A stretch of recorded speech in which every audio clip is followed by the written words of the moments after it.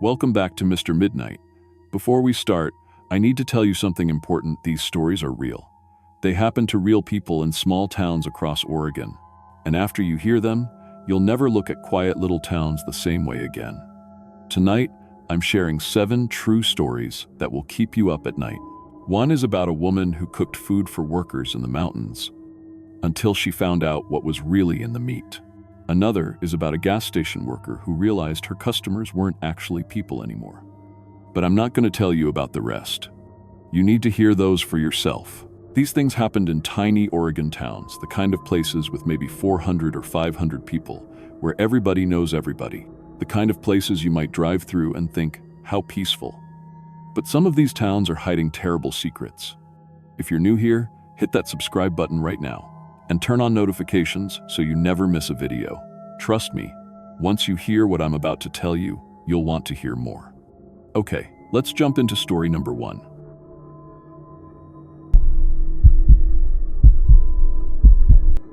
My name is Maria Santos, and I've been running my food truck business for 6 years now. Started small after my divorce, just me and a beat-up truck serving construction sites around Portland. Nothing fancy, just good hot meals for working people who don't have time to drive into town for lunch.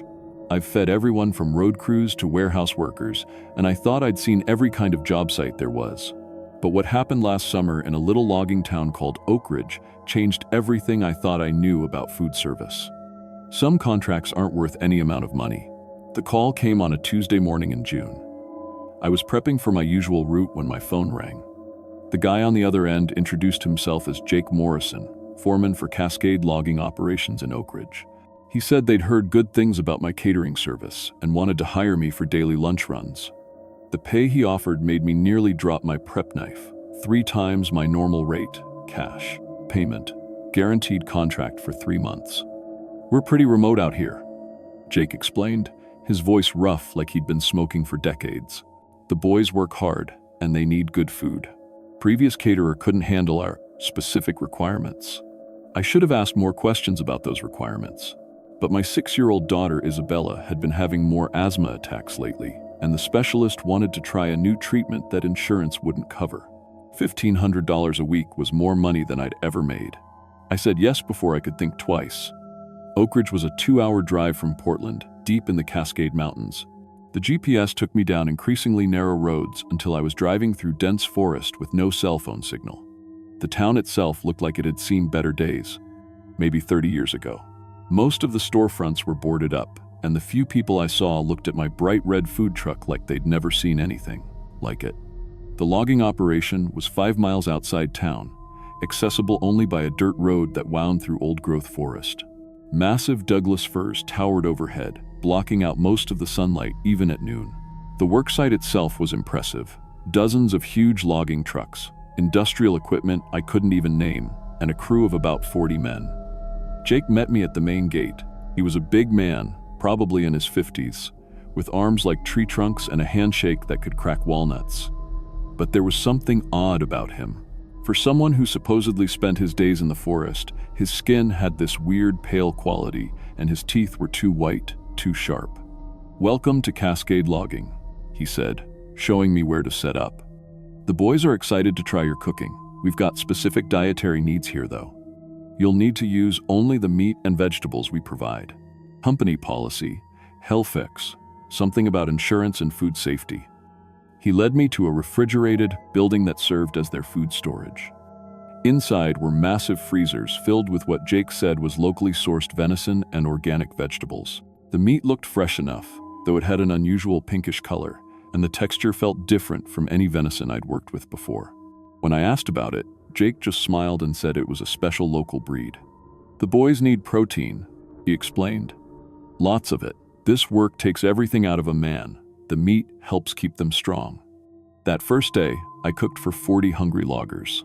They lined up at my truck like they hadn't eaten in days, ordering multiple servings of everything.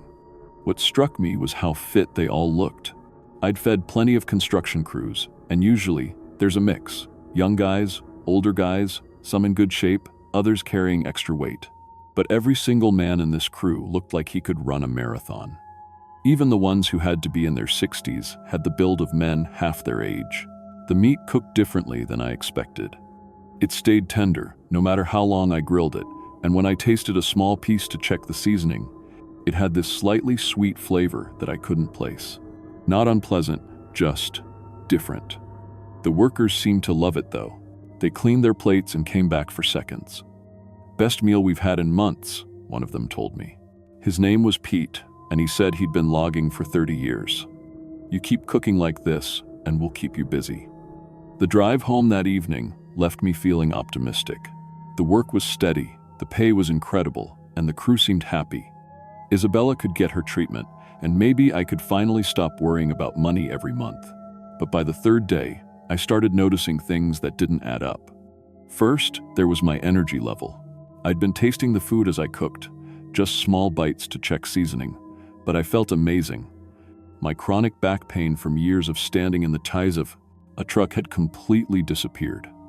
I was sleeping better, waking up refreshed instead of dragging myself out of bed. When I mentioned it to Jake, he just nodded like it was the most natural thing in the world. "Good food does that," he said. "Proper nutrition makes all the difference." The workers started commenting on how I looked. "You're getting stronger," Pete told me on Friday. "First day you got here, you looked tired. Now you look like you could join the crew." I laughed it off, but when I looked in my truck's mirror, I had to admit they were right. My skin looked clearer, my eyes brighter. I'd even gained some muscle mass, which was impossible considering I'd been eating the same diet as always, except for those small tastes of their special meat. That weekend, away from Oak Ridge, I felt restless. Sunday night, I found myself craving the taste of that meat. Not hungry exactly, but craving it like I used to crave cigarettes when I was trying to quit. Monday couldn't come fast enough. The second week, Jake asked if I wanted to take some meat home for my daughter. "The boys tell me you've got a sick little girl," he said. "This meat, it's got special properties. Helps with all kinds of health problems. Might help with her breathing." Something in his tone made me uncomfortable. "I appreciate the offer, but I'll stick to her regular diet." Jake's expression darkened for just a moment before he smiled again. "Suit yourself, but the offer stands." That afternoon, while the crew was working, I decided to walk around the site. The logging operation was bigger than I'd realized, with buildings scattered throughout the forest. Behind the main equipment shed, I found what looked like a meat processing facility. Through the windows, I could see industrial freezers and cutting equipment that seemed too sophisticated for processing deer. That's when I saw them, backpacks and clothing, scattered in a pile behind the building. Hiking boots, camping gear, a bright yellow jacket with University of Oregon printed on it. My stomach turned as I realized what I was looking at. This wasn't gear left by workers. This was stuff from people who'd never made it home. I drove into the nearest town with cell service that evening and searched online for missing persons in the area. What I found made my blood run cold. Over the past 5 years, dozens of hikers, campers, and travelers had vanished in the forests around Oak Ridge. Young people mostly, healthy and strong. The kind of people who wouldn't be missed immediately, who might be weeks into a solo hiking trip before anyone reported them gone. But there were no missing person reports from Oak Ridge itself. None at all. Tuesday morning, I almost didn't go back. But Isabella needed another treatment, and I'd already committed to the contract. I convinced myself I was being paranoid, that there had to be an explanation. Maybe the gear belonged to workers, or Jake collected lost items from the forest. But when I tasted the meat that day, I really focused on the flavor. I knew. The sweetness, the texture, the way it made me feel. This wasn't venison. This was human flesh. And I'd been serving it for 2 weeks. I tried to keep cooking normally, but my hands were shaking. Jake noticed immediately. "Everything all right, Maria? You look pale." "Just tired," I managed. "Long drive." But Jake wasn't buying it. I could see him watching me throughout the lunch service. And when the workers started talking about how much better they felt since I'd started cooking, how much stronger and healthier, I realized the horrible truth. They knew exactly what they were eating. They'd been cannibalizing missing travelers for years, probably decades. And now, they'd made me part of it. That night, I tried to research everything I could about long-term cannibalism. What I found terrified me. The human body can become chemically dependent on human flesh, especially if it's consumed regularly over time. The proteins, the specific nutrients, its BSS, they change your metabolism. People who eat human meat for extended periods can't survive without it. I'd been taking small tastes for 2 weeks. How much was already in my system? How much more before I couldn't stop? Wednesday, I showed up with a plan. I would serve the food, but not taste any of it. I'd document everything, take photos, gather evidence. Then I'd go to the police. But the moment I started cooking, my body revolted. The smell of the meat made my mouth water and my stomach clench with hunger. My hands trembled as I tried to ignore the craving. When Jake offered me a plate at lunch, I almost took it. "You're not eating," he observed. "That's not healthy, Maria. You need to keep your strength up." "I'm fine." "No, you're not." His voice was firm now, authoritative. "You're part of the family now. You can't just stop eating. Your body won't let you." That's when I understood. This wasn't just about serving food. They'd been converting me slowly, making me dependent on their diet. In a few more weeks, I'd be physically addicted to human flesh, unable to leave even if I wanted to. "I want to quit," I said. "Find another caterer." Jake laughed, and several workers who'd been listening joined in. "There is no other caterer, Maria. There's just us. And you're one of us now." I tried to leave, but when I got to my truck, the engine wouldn't start. Jake appeared beside me with a wrench in his hand. "Alternator cable came loose," he said casually. "Funny how that happens. Don't worry, we'll get you fixed up. But first, you should bring your daughter up here. Let us help with her breathing problems." The way he said it made my skin crawl. They wanted Isabella here. They wanted to feed her the meat, make her dependent too. Convert my 6-year-old daughter into a cannibal. "She's fine," I said quickly. "The treatments are working." "Are they?" Jake's smile was cold. "Because I hear those specialists are expensive, and insurance doesn't cover everything. Wouldn't it be easier if she just got better? Permanently?" I spent that night locked in my truck, pretending to sleep while planning my escape. By morning, I knew what I had to do. I told Jake I'd bring Isabella that weekend for treatment. I played along, asked about their medicine, even took a small bite of the meat to keep them from getting suspicious. It took everything I had not to eat more. Friday evening, I drove home and packed everything valuable I owned into my car. I spent the weekend getting Isabella ready, telling her we were going on a camping trip. Monday morning, I called Jake. "We're coming up today," I said. "Isabella's excited to try your special food." But when we arrived, I gave Isabella only vegetables and fruit I'd brought myself. I told her the meat was too spicy for kids. Jake watched me carefully during lunch service, and I could see suspicion growing in his eyes. "The girl needs protein," he said. "She's too thin." "She's fine." "No, she's not. Look at her. Pale, weak, breathing problems. She needs what we can give her." That afternoon, when I tried to leave, my truck wouldn't start again. This time, Jake didn't even pretend it was an accident. "You're not leaving, Maria, neither of you. This is your home now." I grabbed Isabella and ran for the only building with a lock, the old general store on the edge of the worksite. Inside, I found hunting rifles and ammunition that the previous store owner had left behind. I barricaded the door and windows while Isabella hugged her stuffed animal in the corner. "Mommy, what's happening?" she whispered. "We're playing hide and seek," I told her. "Stay quiet." Outside, I could hear the workers gathering. Jake's voice carried through the walls. "Maria, be reasonable. Come out and let's talk about this. Your daughter needs help." They tried to break in around midnight. I fired warning shots through the windows, and 3 of them charged the door. I had to shoot them. Even with bullets in their chests, they kept coming for several steps before finally dropping. The meat had made them stronger, but not bulletproof. In the chaos that followed, I grabbed Isabella and ran for the logging trucks. I'd driven big vehicles before, not logging trucks, but close enough. We crashed through the main gate and didn't stop driving until we reached the state police barracks in Eugene. The investigation took months. When authorities finally raided Oak Ridge, they found evidence of a cannibalistic operation that had been running for over 20 years. 47 people were arrested, including Jake and most of the logging crew. The meat processing facility contained remains from dozens of missing persons. The trial made national news. I testified about everything, the special meat, the dietary requirements, the missing person gear I'd found. It became the largest cannibalism case in Oregon history. But the worst part was what happened to me afterward. The doctor said I was lucky I'd only been exposed for 2 weeks.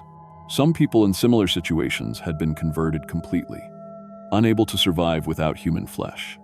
I went through weeks of medical detox, treating the chemical dependency like a drug addiction. The withdrawal was horrible, shaking, nausea, cravings that felt like my body was eating itself from the inside. Isabella recovered completely. She never knew what was really happening, and I'll never tell her. But sometimes, late at night when I'm cooking in my new restaurant, I catch myself remembering the taste of that meat, remembering how strong I felt, how healthy, how alive. The cravings never completely went away. They probably never will. I still cook for people, but now I stick to regular customers in the city. No more remote contracts, no matter how good the money sounds. Because I learned that some jobs change you in ways you can never undo. And some hungers, once awakened, never really sleep.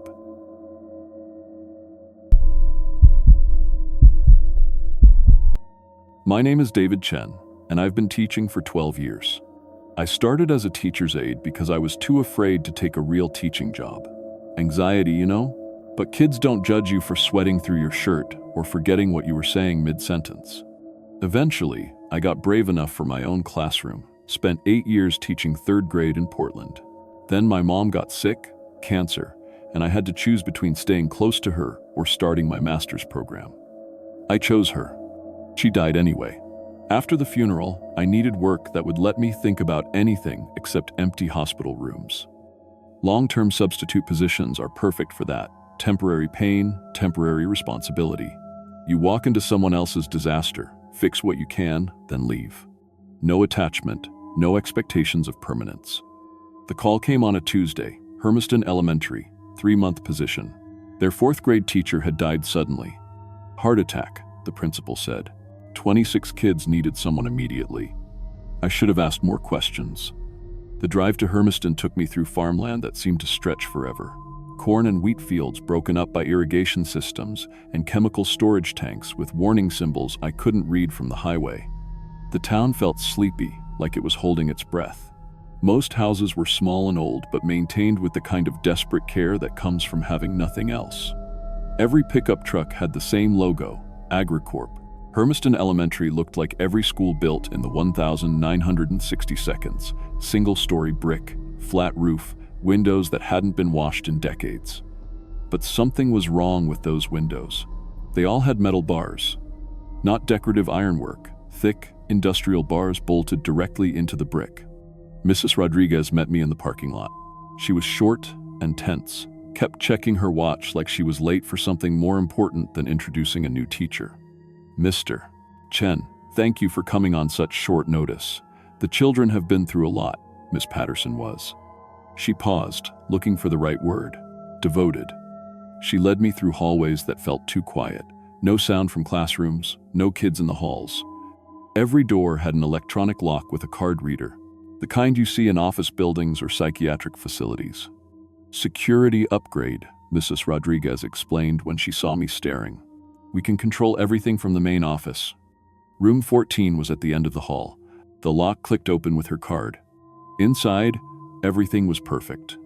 Too perfect. 26 desks in precise rows, each with a name card printed in identical font. The walls were covered with educational posters that looked freshly laminated and a behavior chart with every single student's name in the green Excellent Choices column. They should arrive soon, Mrs. Rodriguez said. They're very well behaved. When the students filed in, I felt something cold settle in my stomach. 26 4th graders entered in complete silence. No talking, no pushing, no testing boundaries. They hung up backpacks on numbered hooks and sat at assigned desks without a sound. Their hands folded on their desks, eyes forward, waiting. "Good morning, class," I said. "Good morning, Mr. Chen." They responded in perfect unison. I'd never heard kids speak in unison like that without specific training. Military schools, maybe. But this was supposed to be a regular elementary school in rural Oregon. The morning went too smoothly. During math, nobody asked for help, even when I could see they were struggling. During reading, nobody whispered or passed notes. When I announced recess, they stood and walked to the door in a single-file line without being asked. Outside was worse. Other classes were playing normally, running, shouting, being kids. But my students stood in assigned spots on the blacktop like chess pieces. They didn't play. They just stood there, occasionally speaking quietly to whoever was next to them. "Don't you want to play?" I asked a girl named Emma. She looked confused, almost frightened. "We're not supposed to leave our spots, Mr. Chen." "Says who?" Her eyes darted toward the school building. "The rules." I tried encouraging them to play, but they seemed genuinely terrified of moving from their designated areas. After exactly 20 minutes, they lined up again, without any signal I could detect. Back in the classroom, I started noticing other things. Students asked permission for everything: to pick up dropped pencils, to turn pages in their books, to shift position in their chairs. During lunch, they ate in complete silence, chewing carefully, never making a mess. When someone coughed, they raised their hand and apologized. It was like they were afraid of being children. On my third day, I noticed the scars. Small, precise marks on their arms and necks. Too clean for playground accidents. When I asked Emma about a fresh bandage on her wrist, she recited an answer that sounded rehearsed. "I fell off my bike. I'm clumsy." "How many of you have gotten hurt recently?" Almost every hand went up. That afternoon, the school nurse came to collect students for daily health checks. Mrs. Kim was severe-looking, wore latex gloves constantly, and carried a metal briefcase that looked more like a toolbox than medical supplies. She took 5 students, including Emma. They were gone for almost an hour. When they returned, they looked drained, pale. Each had a small band-aid on their arm in exactly the same spot. I called my friend Sarah that evening. She worked for another Oregon district. "Daily blood draws?" she said. "David, that's not just unusual. That's illegal without parental consent and medical justification. The principal says it's for genetic health monitoring." "Genetic health monitoring for what?" "That's not a thing, David. Not in public schools."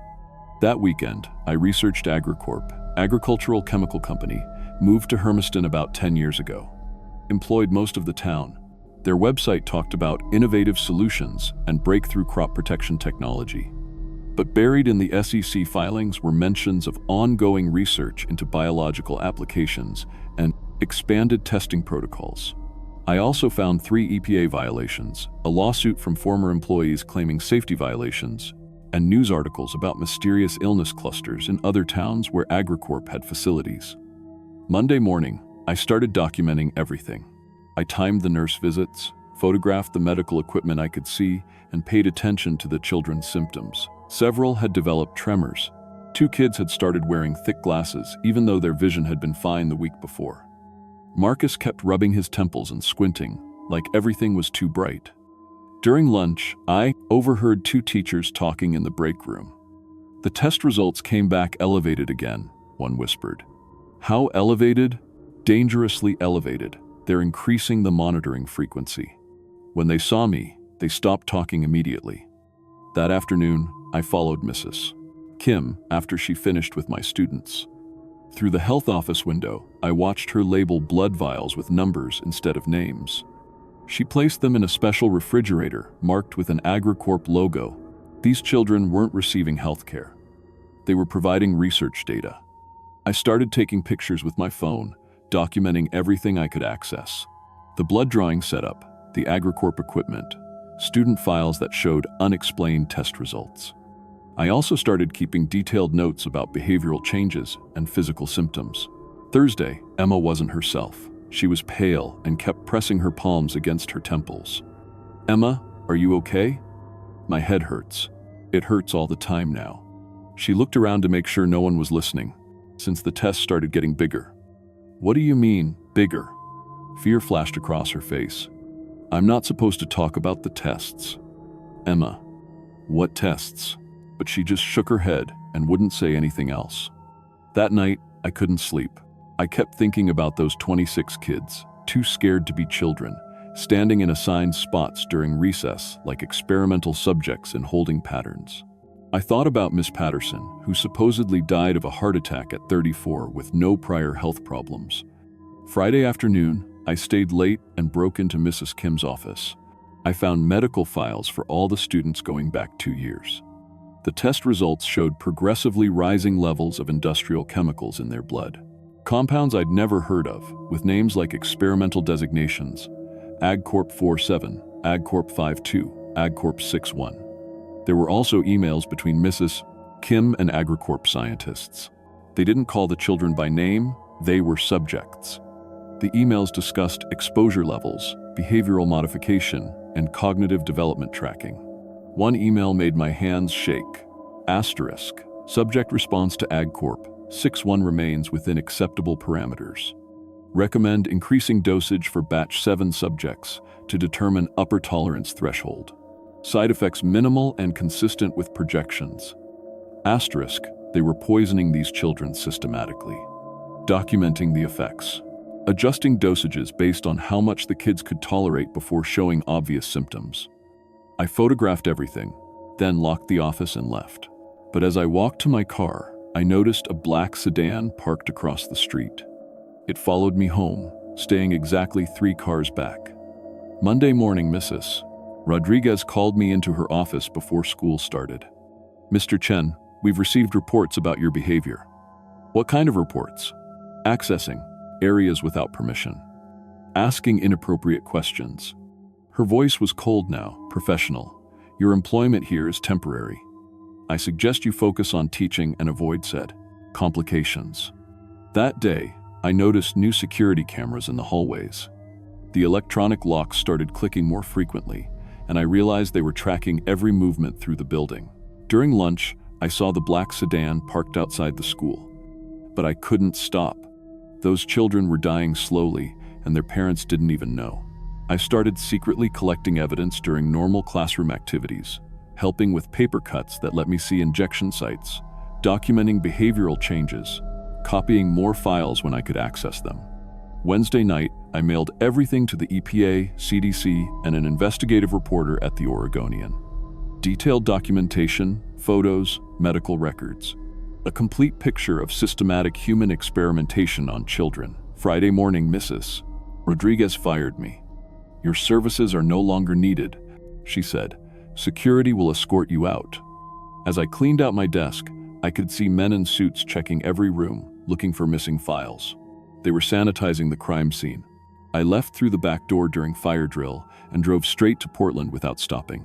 3 hours later, I was sitting in a federal building talking to EPA investigators who looked sick as they read my documentation. The raid happened 2 weeks later. They found laboratories full of experimental chemicals, detailed records of human testing spanning 10 years, and medical data on over 400 children. AgriCorp had been dosing the local water supply and food sources with experimental pesticides, using the school as a monitoring station to track developmental effects. Miss Patterson hadn't died of a heart attack. The autopsy showed she'd been poisoned with one of AgriCorp's experimental compounds after threatening to expose the 20-through-5 program. But here's the thing that still keeps me awake. The program had been running for 10 years. 10 years of systematic poisoning. How many children had been affected? How many families never knew their kids were being used as test subjects? How many other towns have AgriCorp facilities? The executives were convicted, but most of the children suffered permanent damage. Neurological problems, learning disabilities, immune disorders that will affect them for life. Emma developed early onset dementia at 15. Marcus went blind in one eye. 6 children from my class died before their 18th birthdays. I testified in congressional hearings, helped write new regulations, became an advocate for stronger protections. But I've never felt safe since. Death threats from people who lost jobs when AgriCorp shut down. 3 attempts on my life that I can prove. Probably more I don't know about. I've moved 6 times, changed my name twice, and I still check my rearview mirror, obsessively. The worst part? I found out AgriCorp has facilities in 14 states. 14. And most of them are in small towns just like Hermiston, where the company employs most of the adults and controls the local government. I'm still teaching at a private school in Washington state where I can control who has access to my students. But sometimes I wake up at night wondering, how many more schools are out there with 2 obedient children and daily health checks? How many more teachers have noticed something wrong but convinced themselves they were imagining things? If you're an educator and something feels wrong in your school, trust that instinct. Dig deeper. Document everything. Because the price of staying silent isn't just your job or your safety, it's the lives of children who trust you to protect them. And if you ever see a classroom full of kids who are too quiet, too scared to be children, too afraid to leave their assigned spots during recess, H-Team-C, ask. 1 questions, take pictures, make phone calls. Because somewhere in a corporate boardroom, someone is tracking their responses and adjusting the dosage.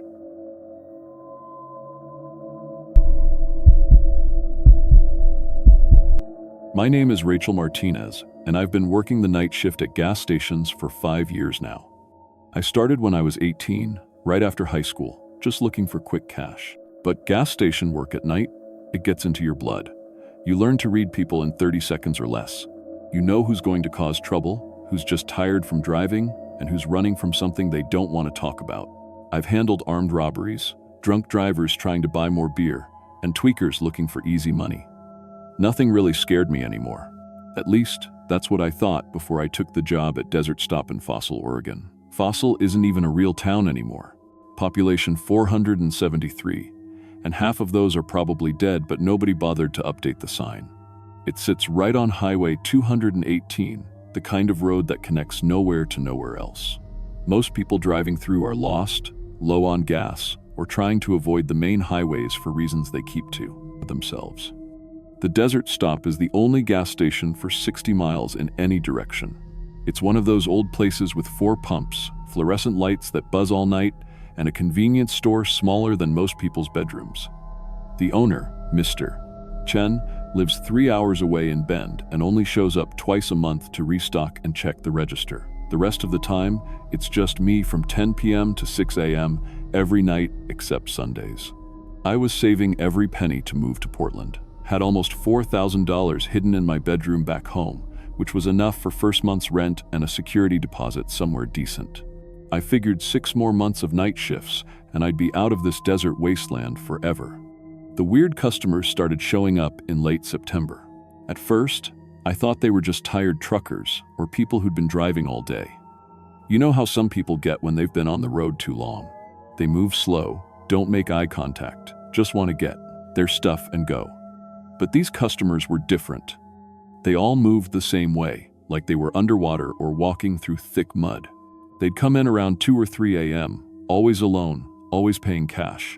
They never spoke except to grunt when I told them their total. And they never, ever looked directly at me. At first, it was maybe 1 person a week, then 2 or 3. By October, I was seeing them almost every night. They all bought the same things, beef jerky and energy drinks. Not the good jerky either, the cheap stuff that tastes like cardboard and salt. They'd grab 2 or 3 packages, along with a couple of those energy drinks that are mostly caffeine and sugar. Never anything else. Never cigarettes, never lottery tickets, never asked where the bathroom was. The strangest part was what they did after they bought their stuff. Instead of driving away, they'd sit in their cars right outside the store and eat everything immediately. I could see them through the dive flat the store, big windows, tearing into the jerky like they hadn't eaten in weeks. They'd down the entire energy drink in one go, then just sit there for 10 or 15 minutes before driving off. I started paying more attention to them after the 3rd week. Their skin looked wrong, too pale, stretched tight over their faces like it didn't quite fit. When car headlights hit them just right, their eyes reflected the light back like a cat's or a deer's. But people's eyes don't do that. One night in early November, I was restocking the candy rack when a man walked in who looked familiar. Really familiar. I couldn't place where I'd seen him until he walked up to the jerky display and I got a good look at his profile. His picture had been on a missing person poster at the post office for 3 months. David Rodriguez, 34, disappeared while driving from Spokane to Sacramento. Last seen at a gas station in John Day, about 80 miles north of here. The poster said he was driving a blue Honda Civic with Washington plates.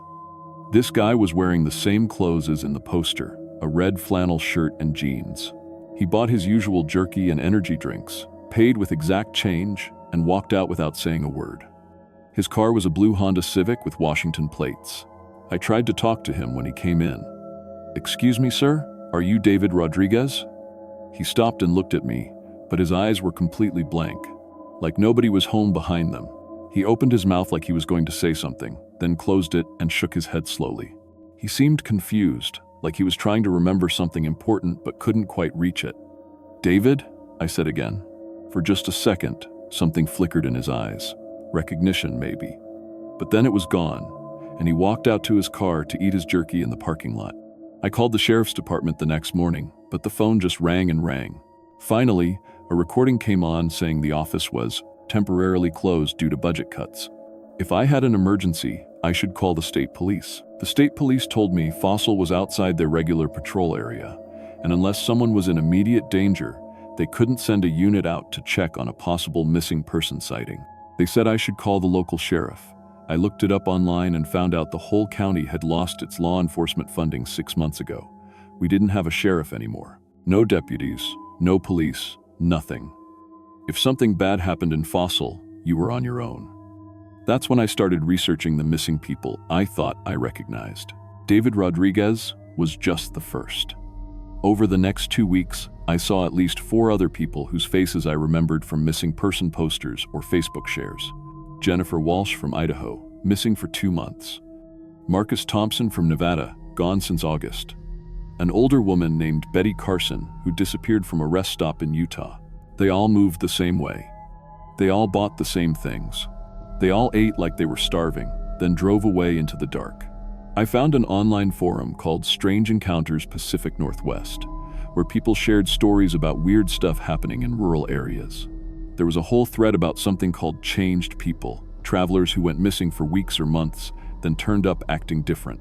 According to the forum, these people would return to their families or jobs with no memory of where they'd been. But they weren't the same. Family members said they seemed distant, confused. They'd forget things they should remember, like their children's names or their own phone numbers. But they could remember things they shouldn't know, like details about places they'd never been. The forum had dozens of reports from eastern Oregon, Nevada, and Utah, all remote desert areas, all places where people had reported UFO sightings or strange lights in the sky.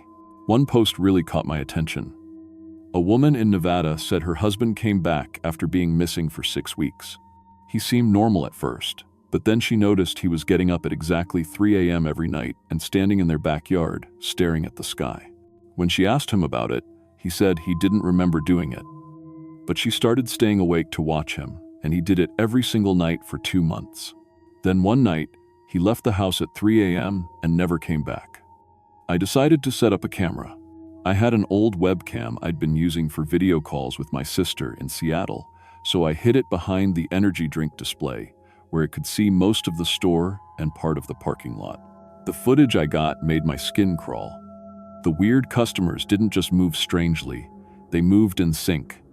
When one person was in the store, they'd walk to the jerky display at a normal pace. But when 2 or 3 came in at the same time, they moved in perfect coordination. They'd turn their heads the same direction at the same time. They'd reach for products with identical movements. They'd walk to the counter in the exact same rhythm. And they always arrived at the same time as other cars, even when they were coming from different directions. I could see headlights approaching from the north and south simultaneously, and the cars would pull up to the pumps within seconds of each other. I also noticed something else on the camera footage.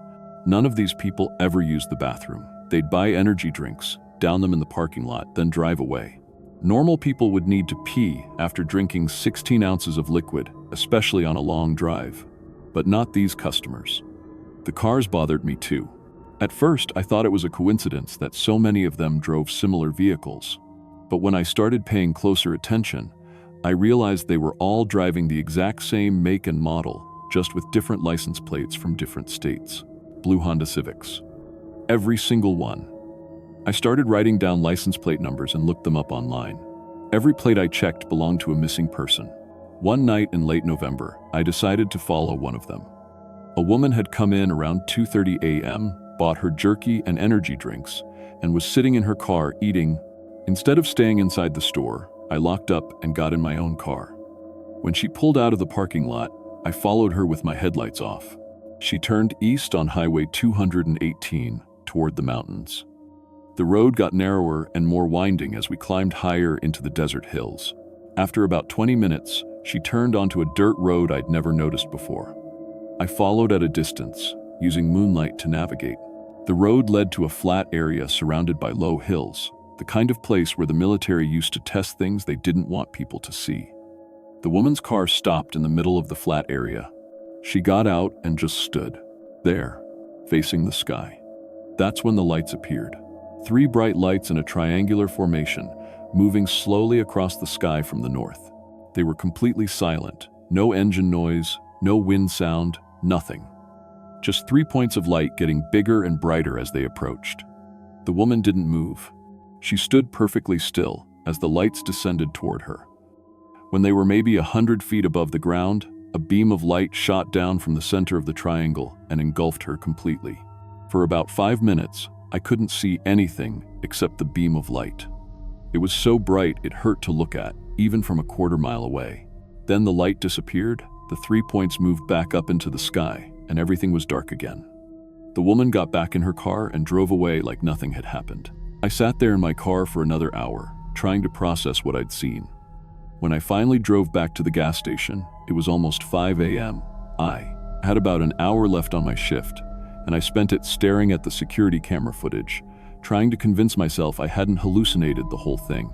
But the timestamp showed I'd been gone for exactly 2 hours and 43 minutes.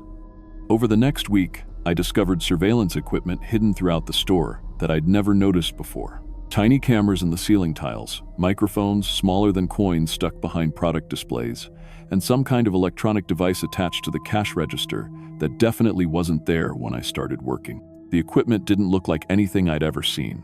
It was too small, too advanced. The cameras didn't have any brand names or model numbers, and the materials looked more like ceramic than plastic. I realized I'd been recorded and monitored every night for months. Everything I did, everything I said, even the faces I made when I thought nobody was watching. Someone or something had been studying me this entire time. That's when I decided to leave Fossil. I didn't care about the money I still needed to save. I didn't care about giving Mr. Chen notice. I was done. I finished my shift that Friday morning and drove home to pack. I threw everything I owned into 2 suitcases, grabbed my savings from the hiding spot under my mattress, and loaded my car. I was going to drive straight to Portland and figure out the rest later. I made it exactly to the city limits sign before my car died.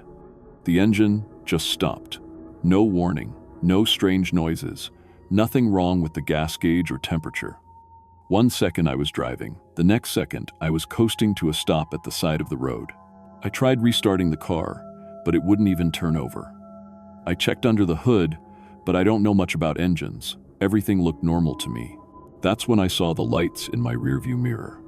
3 bright points in a triangular formation, approaching from the direction of town. I got out of my car and started running toward the highway, but my legs felt heavy and slow, like I was moving through water. The lights got brighter and brighter until I couldn't see anything else. Then, everything went black. I woke up behind the counter at Desert Stop. According to the clock, it was 3:47 a.m. My car was in the parking lot with the keys in my pocket. I had no memory of driving back to work or unlocking the store. When I looked in the bathroom mirror, something was different about my reflection.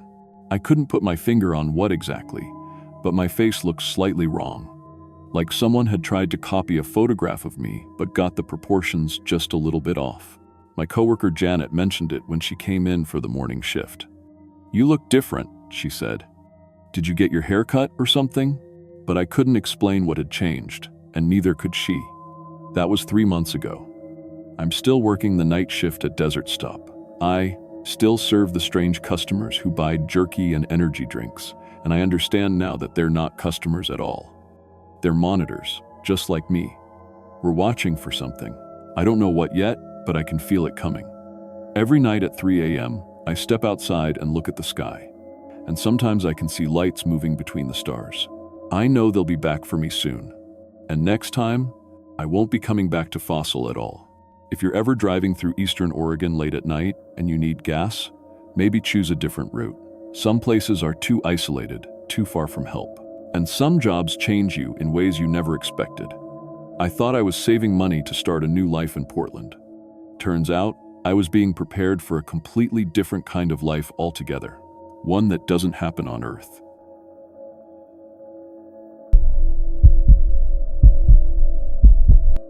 My name is Marcus Chen, and I've been working in radio for 8 years. I started as an intern at a college station in Portland, then worked my way up through small markets across Oregon. For the past 3 years, I've been the overnight DJ at KBND 1110 AM here in Bend. It's not glamorous work, playing classic rock and taking calls from insomniacs between midnight and 6 AM, but I love radio. There's something magical about sending your voice out into the darkness, knowing someone out there is listening. I've handled drunk callers, conspiracy theorists, and lonely people who just need someone to talk to. Nothing really surprised me anymore. But what started happening in late September changed everything I thought I knew about my job, my town, and what might be living beneath our feet. The KBND studio sits in a converted house on the east side of Bend, about 2 miles from downtown. It's a cramped space with wood paneling from the 70s and equipment that should have been replaced a decade ago. The main board is an old Wheatstone with about half the channel faders held together with electrical tape. My microphone is a trusty Electro Voice RE20 that's probably older than I am, but it still sounds great. The overnight shift is usually just me and our ancient transmitter that sits in a shack out back. The building creaks and settles all night, especially when the desert wind picks up. I've got 2 phone lines, one for requests and one for general calls. Most nights I might get 10 calls total. People wanting to hear Lynyrd Skynyrd or complaining about their neighbors. Sometimes truck drivers passing through on Highway 97 call just to hear a friendly voice. My routine is pretty simple. Play 4 songs, give the weather and time, maybe take a call if the phones light up. I've got a coffee maker that gurgles all night and a space heater that barely works when winter hits the high desert. The nearest 24-hour anything is a gas station 3 miles away. When something goes wrong, I'm on my own until morning. It was a Tuesday night in late September when I first heard from him. I'd just finished playing some Creedence and was about to give the 2 AM weather when line 1 lit up. KBND, you're on the air, I said. The voice that came through was wrong from the start. It sounded like someone talking through water, all distorted and bubbly. The words were clear enough, but there was this weird echo, like the person was calling from inside a tunnel. Good evening, Marcus, the voice said. Beautiful night for broadcasting. Thanks for calling. Got a request? I just wanted to let you know how much I enjoy your show. I listen every night from down below. The line went dead. I figured it was some kid with a voice changer app, maybe calling from his basement. We get prank calls sometimes. But something about it bothered me. The voice had this wet, hollow quality that didn't sound electronic. And he'd used my name, which isn't that weird since I say it on air, but most callers just say, "Hey DJ," or nothing at all. The calls started coming every few nights after that.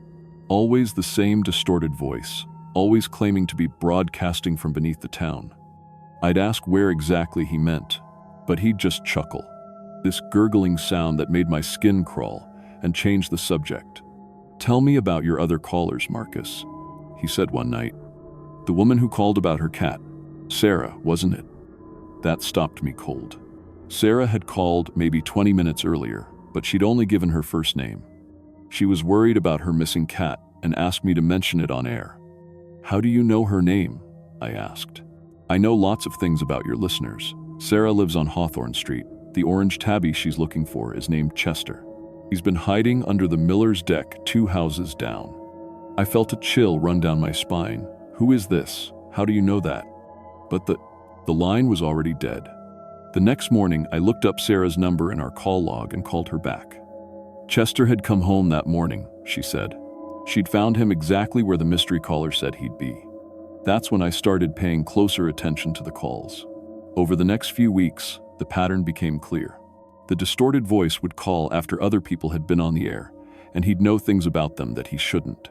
Personal details that went way beyond what they'd shared on the radio. When Tom called from the night shift at Street Charles Hospital to request some Metallica, the mystery caller phoned in an hour later to ask how Tom's divorce was going and whether his wife had served him papers yet. When Janet called from her insomnia to chat about the weather, he knew she'd been taking sleeping pills her doctor hadn't prescribed.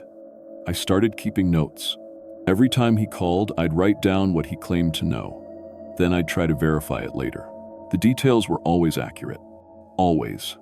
"Marcus," he said during a call in mid-October, "you should tell your listeners to avoid Pine Street tonight. There's going to be an accident at the intersection with Wilson." "What kind of accident?" "A blue pickup truck will run the red light around 3:30. The driver's been drinking at the Baldy's barbecue. He'll hit a Honda Civic." I didn't know what to do with that information. Call the police? They'd think I was crazy.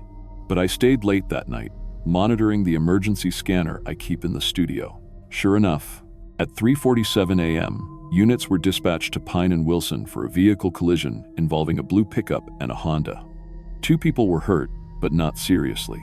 Still, the fact that this caller had predicted it shook me to my core. I called the non-emergency line the next day and tried to explain what had happened, but the dispatcher just took my name and said they'd look into it. Nobody ever called me back. The calls kept coming, and they kept getting more specific.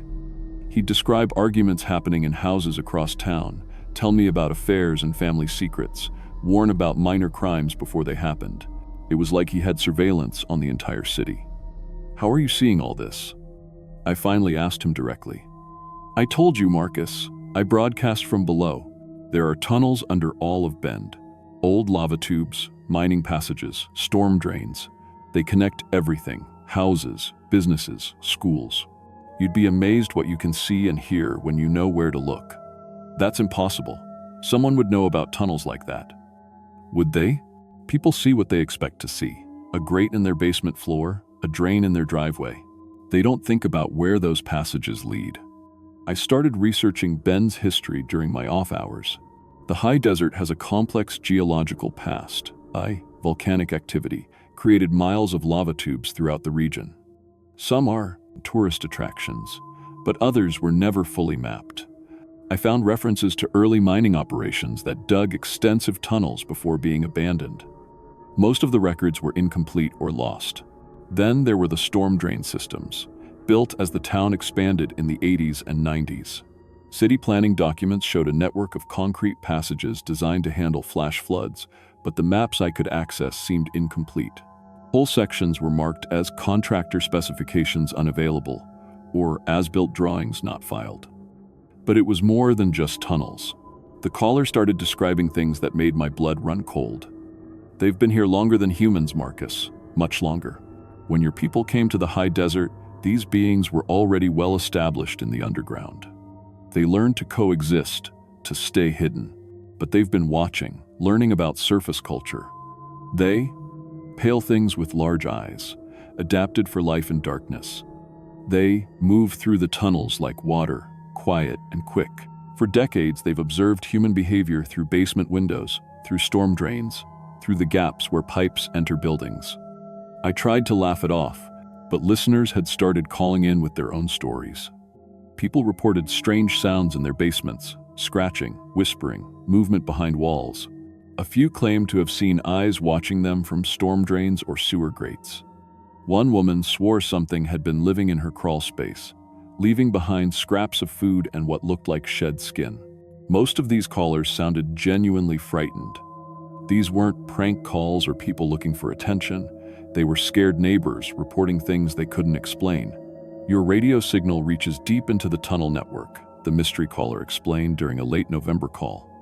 "The AM frequency penetrates far underground. For years, they've been listening to your broadcasts, learning human language and customs, understanding how surface people think and behave."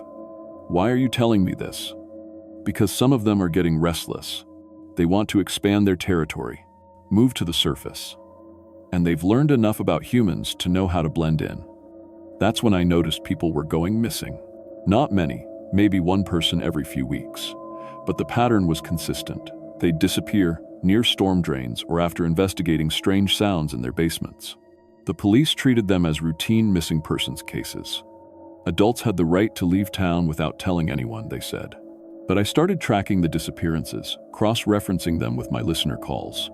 Several of the missing people had phoned my show to report underground sounds or strange sightings. They'd vanished within days of making those calls. Marcus, the caller said in early December, some of the beings below are becoming hostile toward surface dwellers. They see humans as invaders in territory they've claimed for centuries. The peaceful coexistence is ending. What do you want from me? I want to offer you a choice. Join us willingly, and you'll be treated well. Several surface people have already made this decision. They live comfortably in the tunnels now, helping us understand human society. The missing people? Some of them. Others resisted. The beings below don't like resistance. My hands were shaking as I tried to stay on the air normally. I played music, gave weather updates, acted like everything was fine. But during commercial breaks, I was frantically trying to figure out what to do. Call the FBI? The state police? Who would believe any of this? I need time to think, I told the caller. Time is running short, Marcus. Your broadcasts have served their purpose. The beings below have learned what they need to know about human behavior. Soon, they'll begin expanding to the surface permanently. When? Very soon. Tonight, perhaps, or tomorrow. But soon. The line went dead, and I sat alone in the studio, staring at the silent phone. Outside, Bend looked normal. Street lights, empty roads, the occasional car passing by. But now I imagined pale figures moving through tunnels beneath every building, watching and waiting. I tried to shut down the broadcast system when my shift ended at 6 a.m., but something was wrong. The equipment wouldn't respond to the controls. The transmitter kept running even when I switched off the main power. The signal continued broadcasting dead air. That's when I realized they had control of more than just tunnels. The electrical systems, the phone lines, maybe the entire infrastructure of Bend was compromised. How long had they been learning about our technology? How long had they been preparing? I called my program director from my cell phone, but the call wouldn't go through. The landlines in the studio were dead except for incoming calls. When the phone rang, I knew who it would be. You can't stop the broadcast, Marcus. We need the signal for coordination. Tonight is when everything changes. What's happening tonight? Expansion. The surface becomes part of our territory.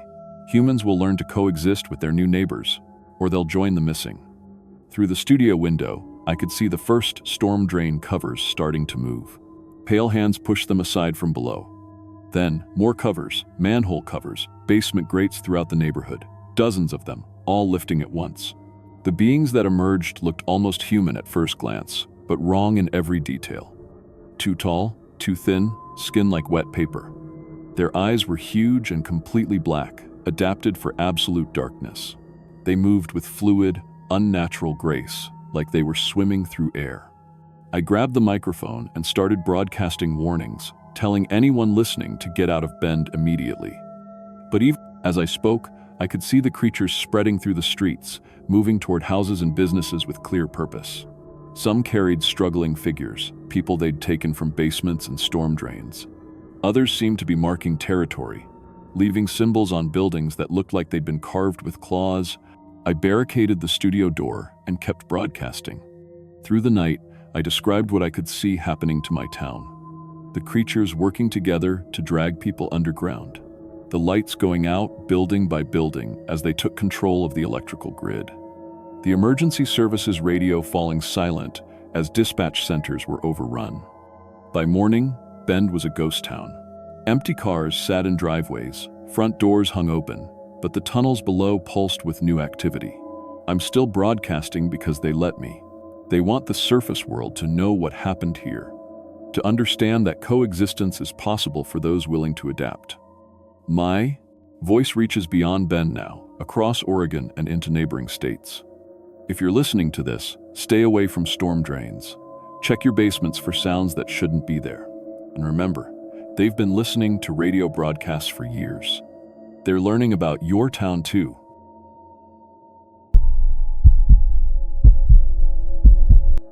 My name is Dr. Sarah Chen, and I need you to understand that what I'm about to tell you isn't a story. It's a confession, a warning, a desperate attempt to save whatever children might still be saved before the thing spreading through Oregon's small towns claims them all. I was a pediatric psychologist for 12 years before I came to Crater Lake.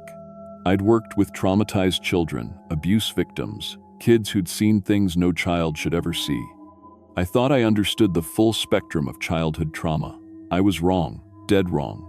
And my arrogance, my absolute certainty that I could help anyone, led directly to the deaths of 17 children and the transformation of countless others. Crater Lake, Oregon, population 847.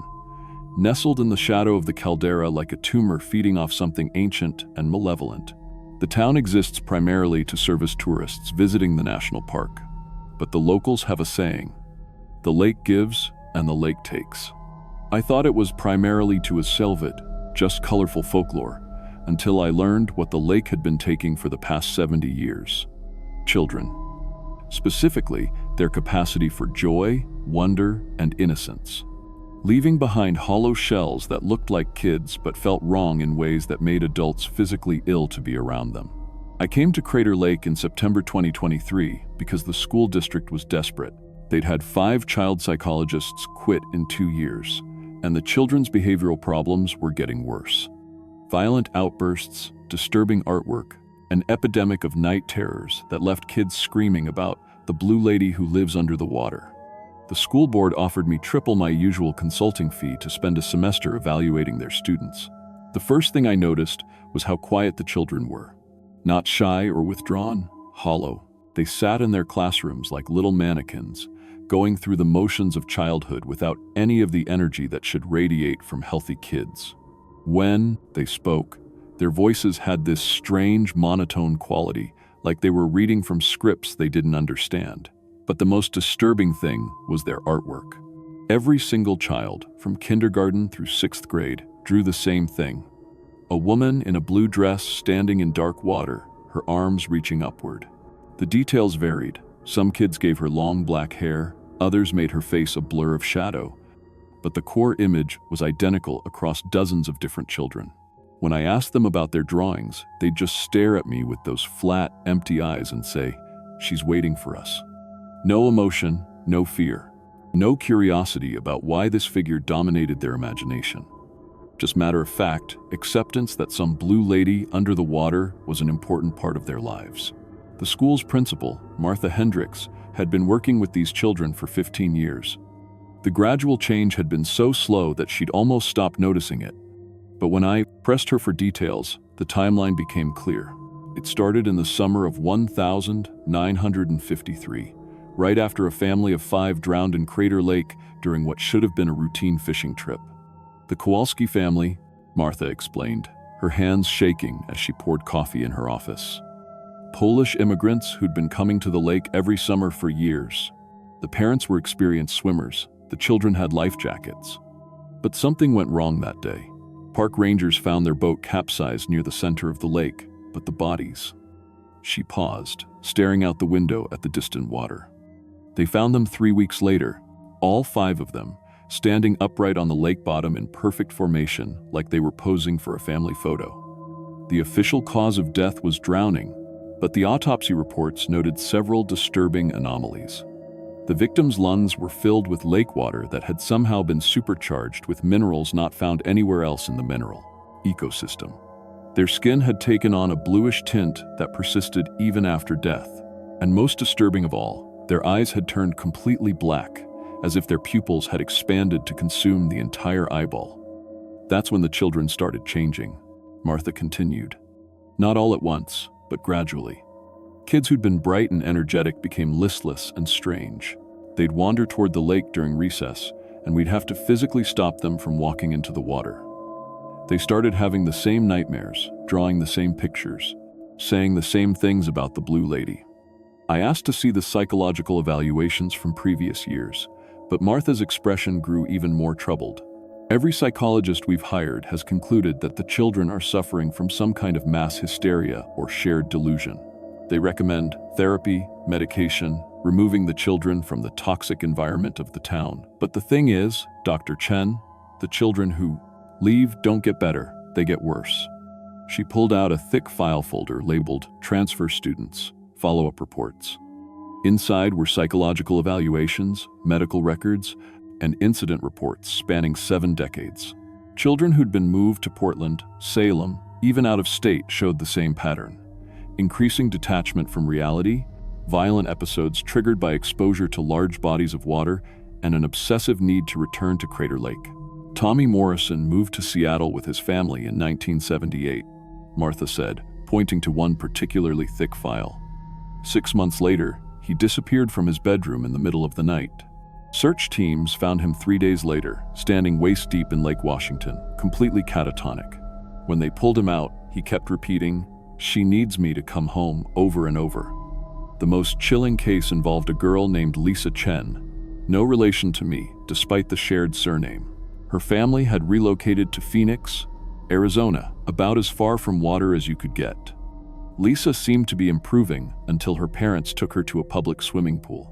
The moment she saw the blue water, she'd had what witnesses described as a complete psychotic break, screaming that the blue lady was angry and was going to punish everyone. She'd tried to drown 3 other children before pool security could restrain her. "She's at Oregon State Hospital now," Martha said quietly.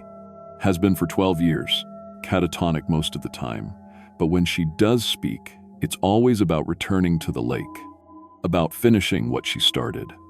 I should have left that first week. Every instinct I'd developed over years of working with disturbed children was screaming that something was fundamentally wrong in Crater Lake. But I was arrogant. I believed that modern psychology and proper therapeutic techniques could solve anything. I thought I could save these children where others had failed.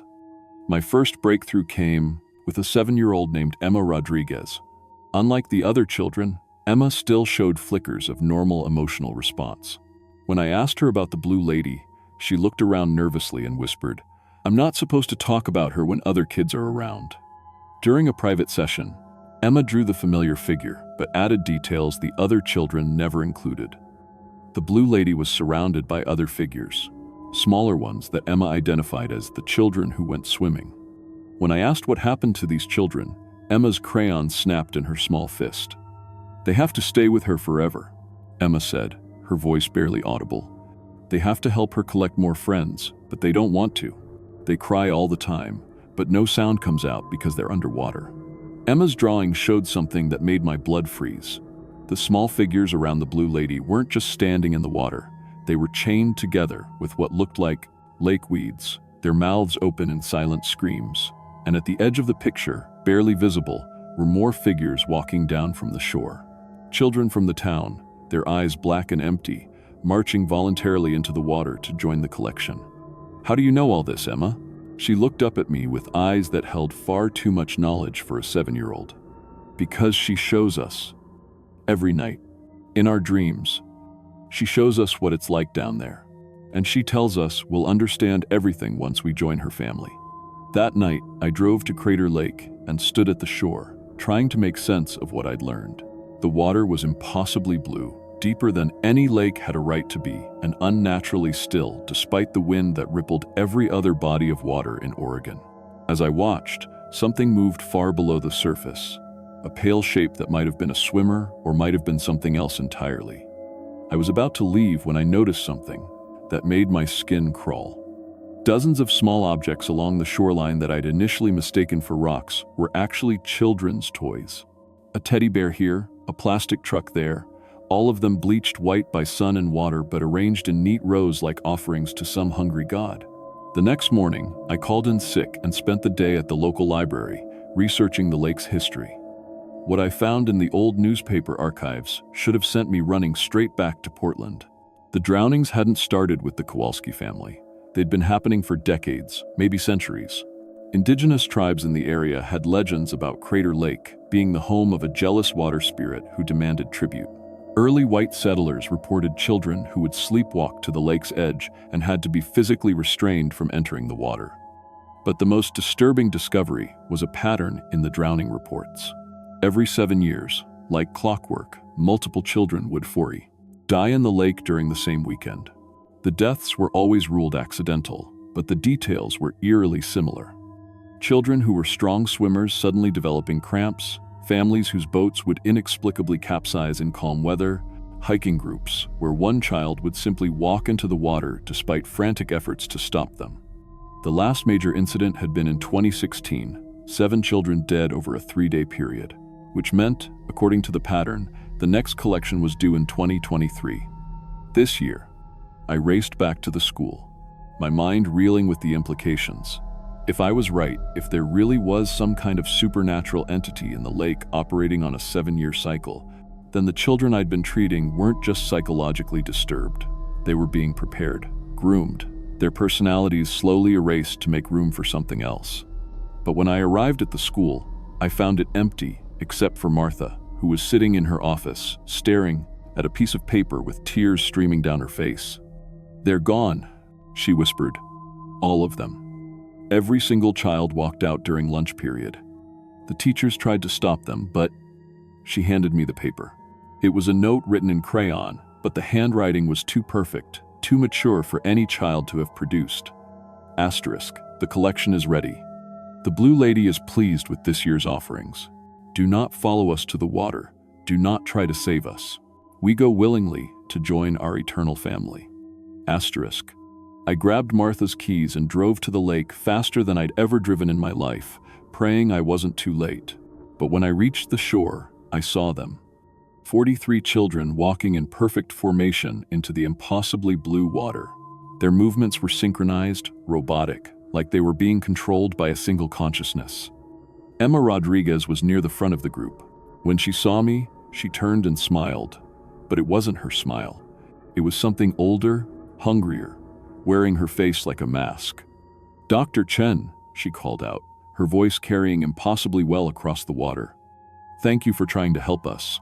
But we don't need help anymore. We've found our real family." The water was up to their waists now, then their chests, but they kept walking with no sign of fear or struggle. I waded in after them, screaming their names, begging them to come back. But the lake water felt wrong against my skin, too thick, too warm, like swimming in blood. That's when I saw her, the Blue Lady, rising from the depths like a nightmare made manifest. She was tall, impossibly tall, with skin the color of deep water and hair that moved like seaweed in a current that didn't exist. Her dress seemed to be made of the lake itself, shifting and flowing around her impossibly thin form. But her face was made of all the children she'd collected over the decades. Features that shifted and changed. Emma's eyes here, Tommy Morrison's nose, there, Lisa Chen's mouth opening in a silent scream. A patchwork creature wearing the stolen pieces of dead children like jewelry. She looked at me with those shifting, borrowed eyes and spoke in a voice like drowning. "You cannot save them, little doctor. They are mine now, as all the children will be mine. The lake is hungry, and the town feeds it well." The children had disappeared beneath the surface now, but I could see them through the impossibly clear water, standing in neat rows on the lake bottom, their eyes black and empty, their mouths moving in silent screams. And among them, dozens of other children from previous collections, all of them perfectly preserved, all of them trapped in an eternal underwater nightmare. I tried to swim deeper, to reach them, but something grabbed my ankle. Another child, this one so old her clothing had rotted away entirely, her skin blue-white like a corpse. She pulled me down with inhuman strength, and I found myself face to face with what had once been a little girl, but was now something else entirely. "Join us," she whispered, her voice somehow carrying perfectly through the water. "It doesn't hurt after the first few minutes, and you'll never be alone again. Never worry again. Never feel pain again." I kicked free and swam to the surface, choking and gasping, but when I looked back, the children were gone. All of them. The lake was perfectly calm, perfectly blue, perfectly empty, as if nothing had ever happened. The official investigation concluded that 43 children had suffered some kind of mass psychological break and had drowned in a tragic accident. The bodies were never recovered, which authorities attributed to the lake's extreme depth and unique underwater currents. The town was evacuated temporarily, and most families chose never to return. But I know the truth. Those children aren't dead. They're trapped, conscious and aware, forced to spend eternity collecting more victims for the Pamet, thing that controls the lake. And in 7 years, When new families move to Crater Lake seeking a quiet life in a scenic town, their children will start drawing pictures of a blue lady in the water. The cycle will continue.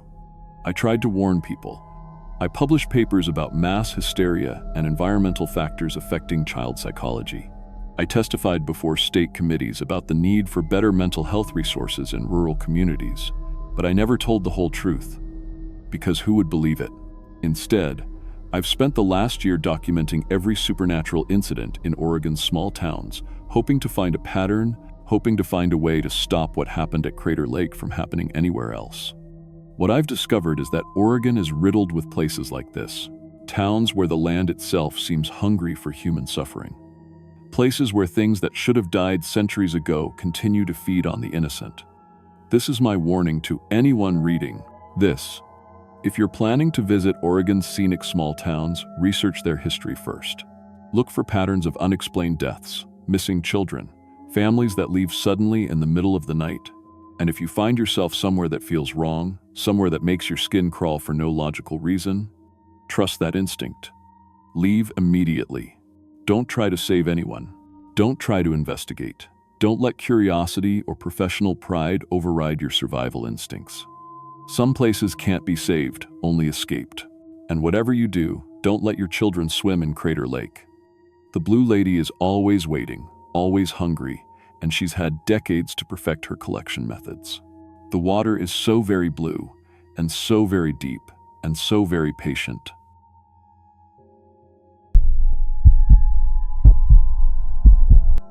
My name is Carlos Martinez, and I've been driving delivery trucks for Pacific Northwest Shipping for 12 years. I wish I could tell you that what I'm about to share is fiction, but I have the medical records to prove otherwise.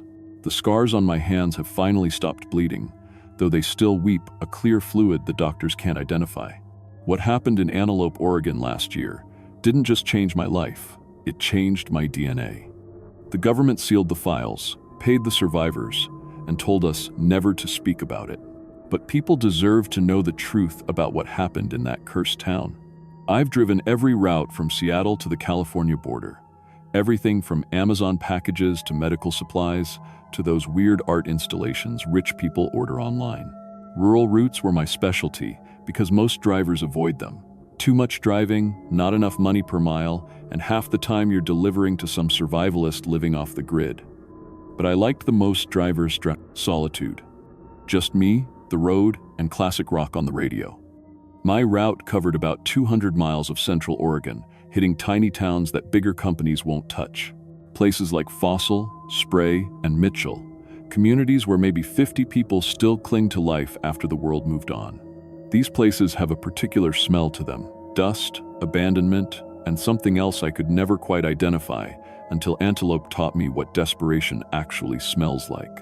Antelope sits 40 miles south of the Dalles, right off Highway 97. Most people know it as the town that cult took over in the 1980 seconds, the Rajneeshis. What most people don't know is why they chose that specific location. The land records I've seen since show mineral surveys from the 1970 seconds, indicating unusual electromagnetic properties in the soil. Something about the iron content and underground water systems created natural barriers to electronic signals. Perfect for a cult wanting to stay hidden. Perfect for other things too. After the Rajneeshis got kicked out, the town stayed mostly empty. Official population was 46, but that number never changed, no matter who died or moved away. That should have been my first clue that something was maintaining the population artificially. I made deliveries to Antelope every Wednesday for 3 years. Should have been simple. 5 or 6 packages to scattered addresses, in and out in 20 minutes. But nothing about those deliveries was ever simple. And by the end, nothing about me was simple either. The wrongness started 5 miles out from town. Same spot every time. My GPS would flicker and die, screen going black before showing impossible things, roads that led straight down into the earth, my truck icon driving through solid rock, destination markers floating in empty sky. The radio would catch fragments of broadcasts that couldn't exist. Weather reports from 1962, emergency broadcasts in languages that sounded almost familiar but wrong somehow, like German spoken by something that had learned human speech but never been human itself. My dashboard clock became a kaleidoscope of impossible times: 25 to 73, 8 to 91. Sometimes it would run backwards so fast the numbers blurred, then jump forward by hours in a single second. I started wearing 3 different watches to track time, but they'd all show different hours within minutes of entering that 5-mile dead zone. The first few months, I blamed the electronics on the location. Rural Oregon, mountains blocking signals, maybe some kind of natural magnetic field. But electronics don't just malfunction, they change. My truck's odometer started adding miles I never drove. The fuel gauge would read full after I'd burned half a tank. Most disturbing was the radio picking up conversations from inside sealed buildings, voices discussing things that made my skin crawl even when I couldn't quite make out the words. The people waiting for packages were always outside, always ready, like they'd been watching me approach for hours. They'd be standing in their driveways or on their porches, hands clasped behind their backs, faces pointed toward the road. Not looking down the road, pointed, like their necks had been positioned at the exact angle to track my approach. None of the names on the packages matched the people signing for them. John Smith's package went to an elderly woman with fingers that bent backward at impossible angles. Mary Johnson's delivery was signed for by a man whose pupils were perfect white circles. David Williams never appeared, but a teenager who looked exactly like photos of David Williams from 1987 would take his packages with hands that shook constantly, uncontrollably. The packages themselves felt wrong in ways that made my palms sweat, heavy but not solid, like bags of warm blood that moved when you carried them. The contents would shift and settle, sometimes making soft splashing sounds, sometimes producing tiny tapping noises like fingernails against glass.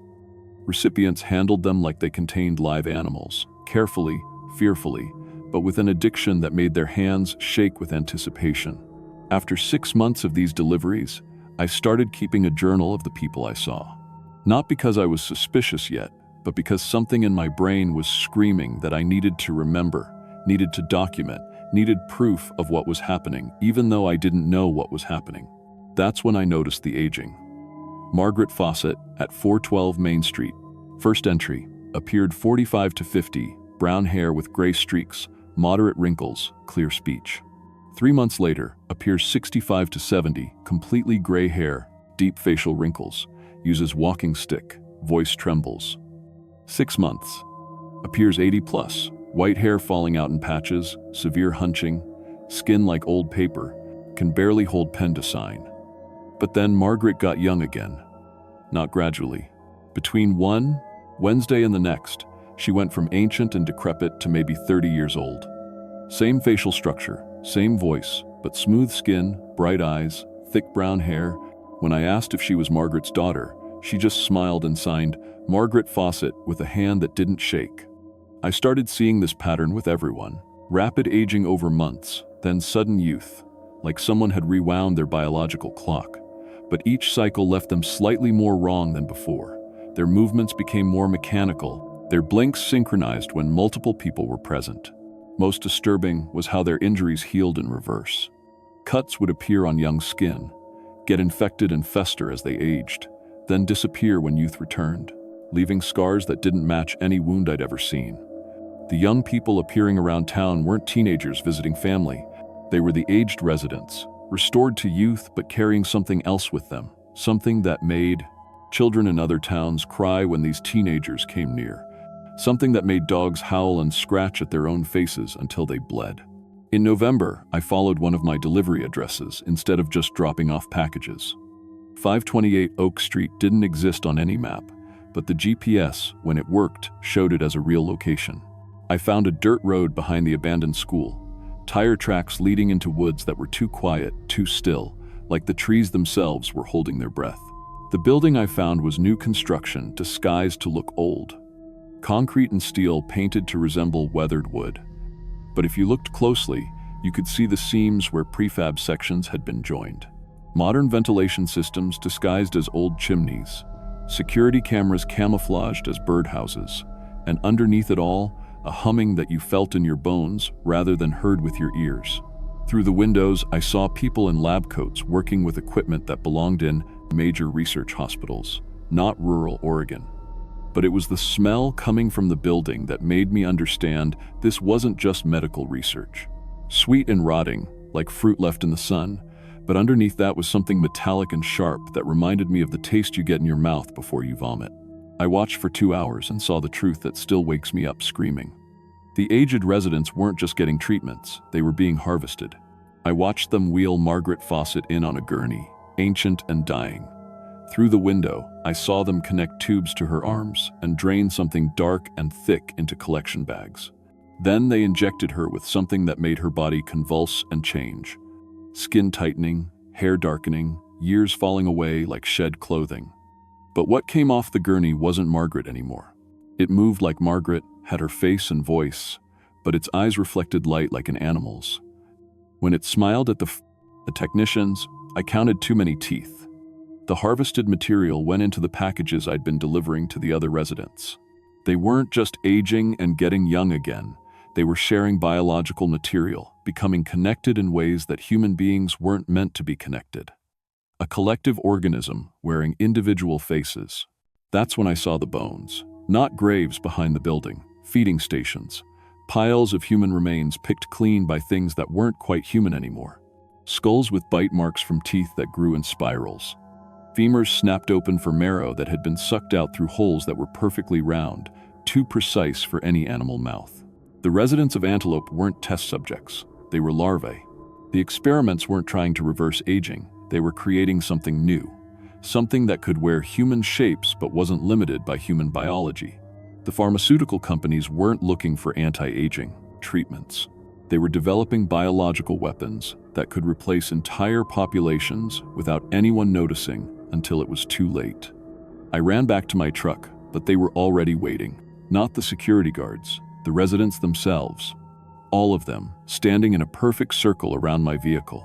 Margaret Fawcett, young again but wrong, tilted her head at an angle that would have snapped a human neck. Her mouth opened and something wet and black unfolded from between her teeth, tasting the air like a snake's tongue. "Carlos," she said. But her voice came from behind me. I turned and she was still in front of me, mouth moving, but the sound originated from a different direction entirely. "You've been such a reliable delivery service." The others were moving closer, but not walking. Gliding, like their feet weren't quite touching the ground. Their faces were shifting subtly, features flowing like heated wax, becoming more similar to each other with each passing second. "We've grown quite fond of you," Margaret continued, her voice now coming from all of them simultaneously. "Such dedication, such punctuality, such beautiful, uncontaminated biology." I made it to my truck, but the engine wouldn't start. The dashboard lights were strobing in patterns that hurt to look at, and the radio was broadcasting my own voice reading my delivery routes from 3 years ago.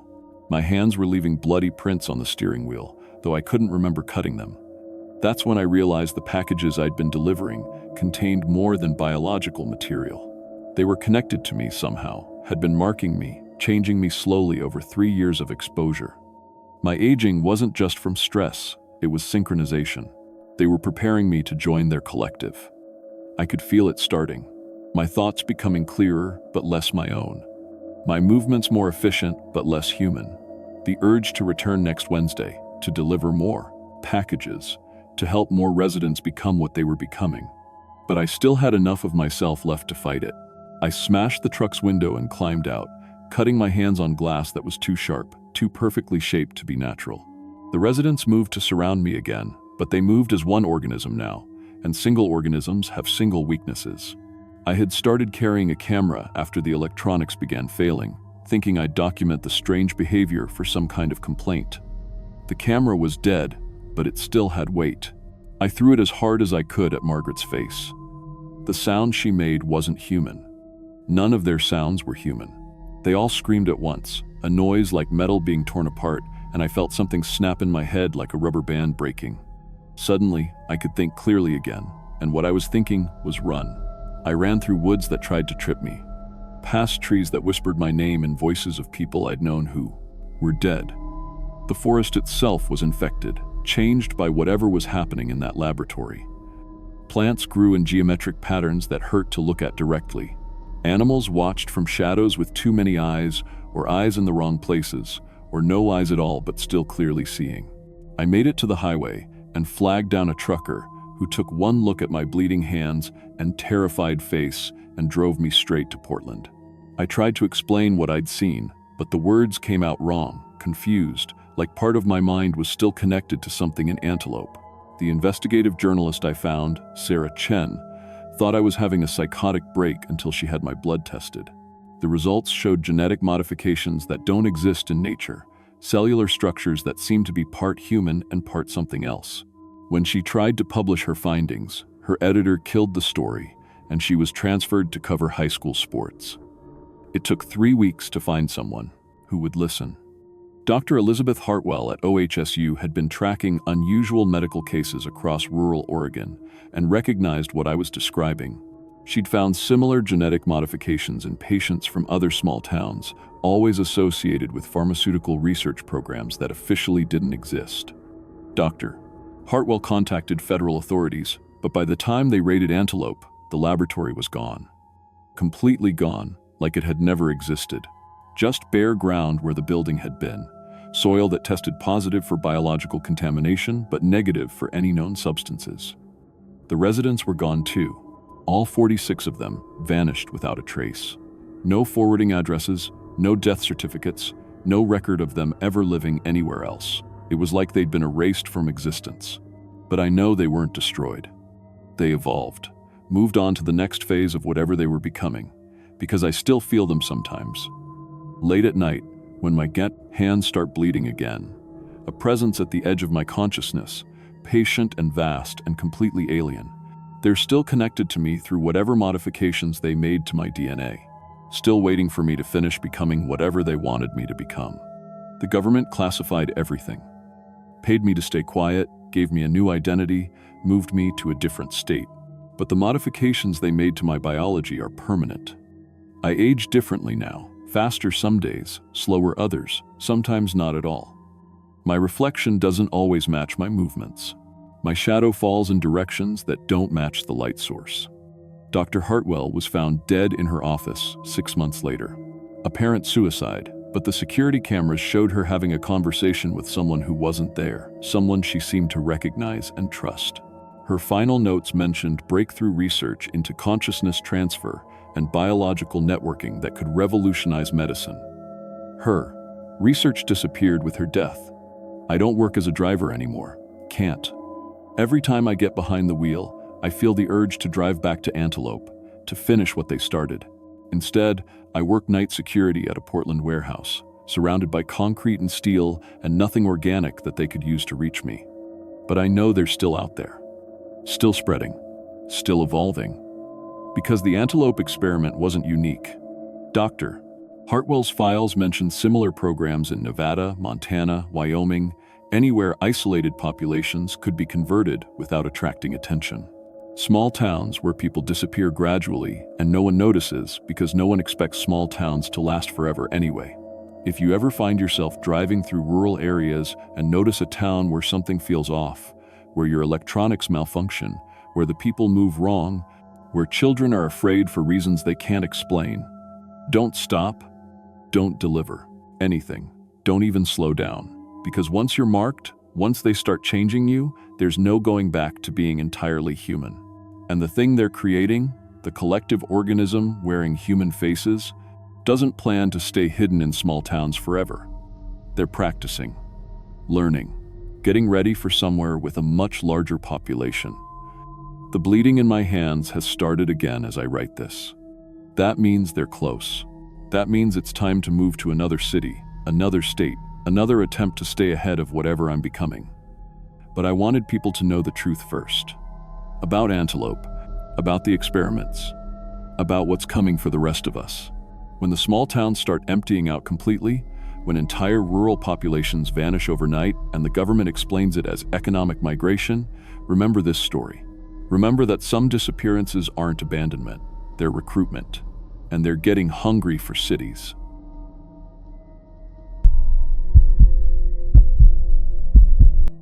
My name is Tom Richards, and I've been documenting what really happened in Mitchell, Oregon, because the families deserve better than the lies being spread about them.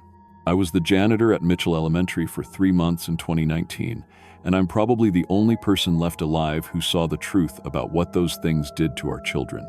I'm writing this from a motel room in Bend, looking over my shoulder every few minutes because I know they're still out there. The FBI closed their investigation. The state police won't return my calls. But the families of Mitchell deserve to know what happened to their babies before I disappear too. I'm 48 years old, been working maintenance and custodial for over 25 years. Started cleaning office buildings in Portland after high school, worked construction until a crane accident crushed 3 vertebrae in my lower back. After 2 surgeries and a year of physical therapy, I went back to janitorial work because it was all my body could handle. I've cleaned hospitals where people died screaming, crime scenes after the police finished, and homeless camps where desperation hung in the air like fog. I thought I'd seen the worst humanity had to offer. I was wrong. Mitchell sits in the high desert of Wheeler County, population 127 at last count. Cattle ranching country, where families work spreads that cover thousands of acres, and the nearest neighbor might be 20 miles away. The elementary school serves kids from across the county. Some ride buses for over an hour each way, leaving home before sunrise and getting back after dark. I took the job in September 2019 after my unemployment benefits ran out. The pay was barely above minimum wage, but it came with health insurance and housing, to a small trailer behind the school that the district provided for the custodian. Mrs. Helen Henderson, the principal, seemed desperate to fill the position. The previous janitor left suddenly, she explained. During my interview, her hands shaking slightly as she poured coffee. Family emergency back east. We need someone reliable who can work independently. She didn't mention that Carl Edmonds, the previous janitor, had worked at Mitchell Elementary for 12 years before vanishing in August without notice. I found that out later from the gas station owner in town. Carl's truck was still in his driveway, Bill Hendricks told me while I was buying cigarettes. Keys on the kitchen table, wallet in his bedroom, but Carl was just gone. Sheriff said he probably hitched a ride out of town, but Carl loved that job. Talked about those kids like they were his own grandchildren. The school building itself was constructed in 1964, a single-story brick structure designed to withstand the harsh desert winters. Thick walls, small windows, and a maze-like ventilation system that connected every room. My job was simple: arrive at 4 p.m. after the kids went home, clean classrooms, empty trash, maintain the building, and lock up by 10 p.m. The trailer Carl had lived in still contained his belongings. Clothes in the closet, food in the refrigerator, family photos on the nightstand, as if he'd just stepped out for groceries. Mrs. Henderson said the district was handling his affairs, but his stuff just sat there, gathering dust. My first week passed without incident.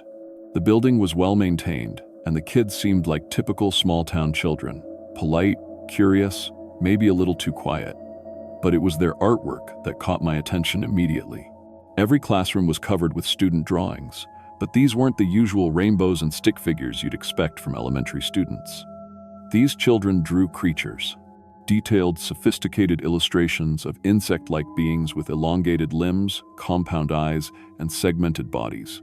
The drawings showed these creatures in desert landscapes around buildings that looked exactly like local ranches, and the school itself.